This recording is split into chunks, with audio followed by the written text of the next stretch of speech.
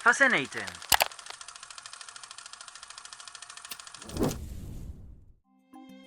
Welcome to Da Vinci's Adventures.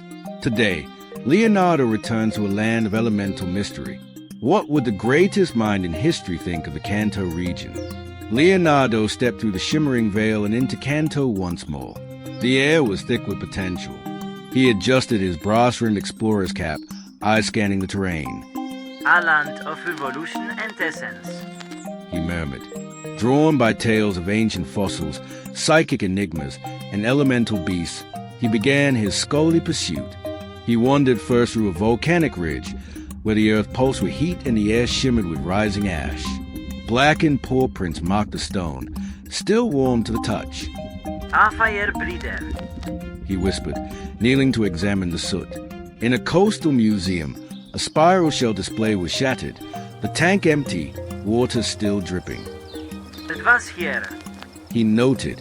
and recently, At a tranquil lake, ripples spread from an unseen source, the surface broken only by a faint glimmer.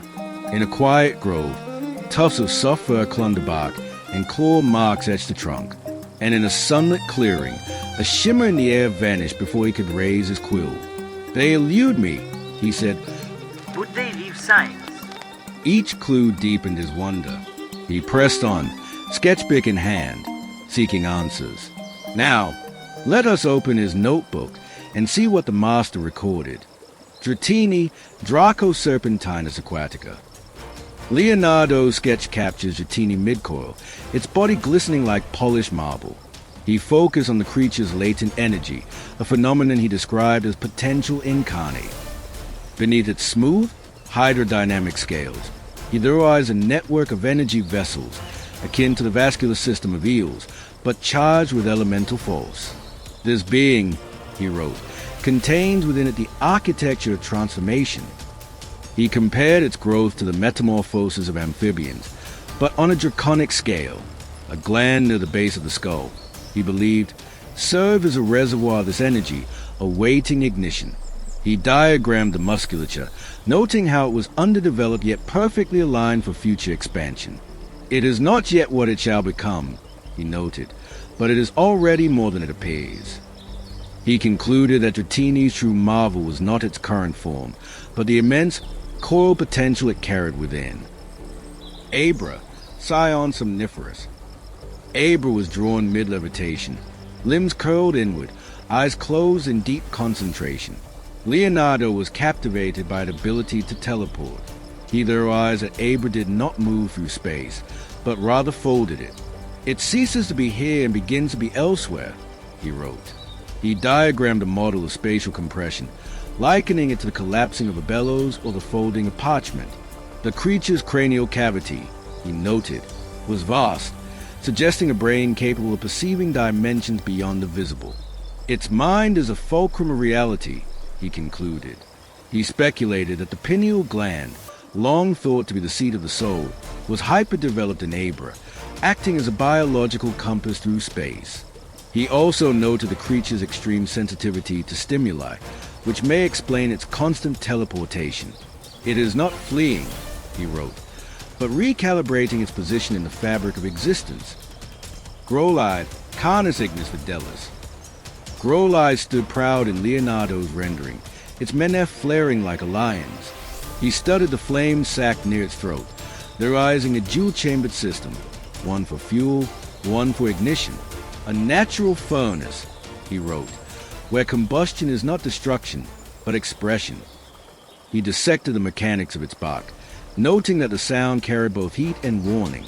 The creature's loyalty, he believed, was not merely emotional but physiological, its heart rate synchronized with its trainer's presence.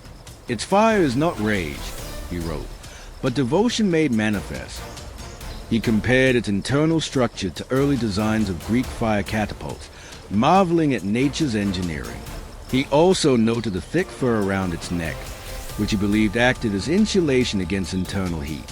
"This is a creature of warmth," he concluded, "not only in temperature, but in temperament, a guardian forged in flame."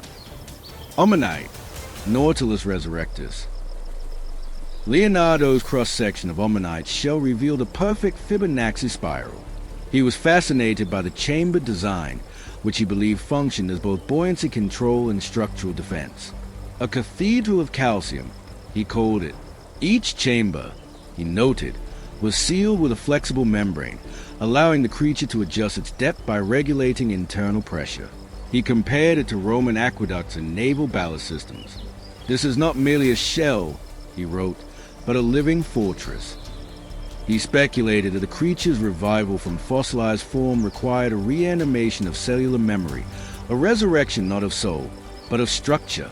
He also observed the tentacles, which he described as hydraulic limbs capable of both locomotion and manipulation. "It is a relic of the past," he concluded, "but its design surpasses many modern machines. Nature, it seems, was always the first engineer." EEVEE'S, Volps Mutabilis. EEVEE was drawn in multiple poses, each surrounded by a different elemental aura.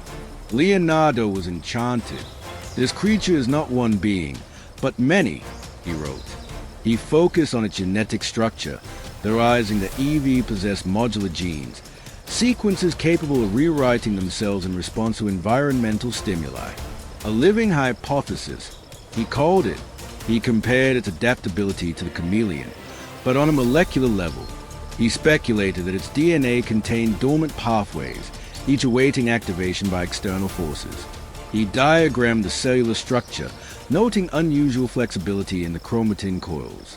"In EEVEE'S," he wrote, "nature whispers, you may become what you choose." He believed that studying EEVEE could unlock secrets of controlled evolution.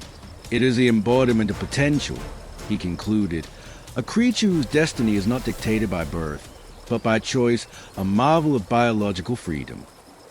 Leonardo closed his notebook, eyes gleaming with wonder. What will he discover on his next adventure? Where will he go? What incredible creatures await his curious mind? Thank you for watching, and don't forget to subscribe. Fascinating.